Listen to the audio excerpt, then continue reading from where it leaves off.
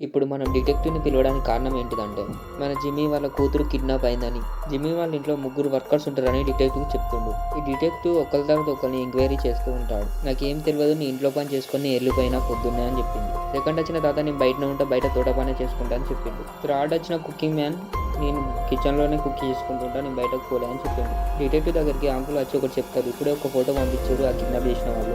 పంపించారని ఆ ఫోటో చూపిస్తారు. ఆ ఫోటోలో ఏమైనా క్లూ ఉన్నాయని చూడండి మీరు. ఆ ఫోటోలో ఒక క్లూ ఉంది. ఇంకో 4 ఆప్షన్స్ ఇస్తా. ఎవరు కిడ్నాప్ చేసిర్రో మీరు కామెంట్ చేయండి. 10 సెకండ్స్ టైం ఇస్తా. అసలు సమాధానం అంటే అంకుల్ ఎప్పటి ఫోటో పంపించిండు 2020 లీప్ ఇయర్ ఫోటో పంపించిండు. కానీ లీప్ ఇయర్ కాదు ఈ సంవత్సరం. Mysterious case number 2. ఒక ఇంట్లో నైట్ ఒక వ్యక్తిని హత్య చేస్తారు. అక్కడికి మన డిటెక్టివ్ పోతారు ఎంక్వైరీ చేయడానికి.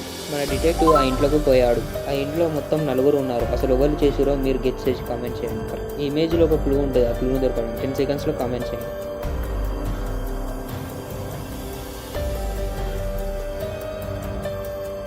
అసలు ఈ హత్య ఎవరు చేశారంటే రయాన్ చేసింది. ఎందుకంటే ఆయన చినిగిపోయి ఇక్కడ ఉంటుంది.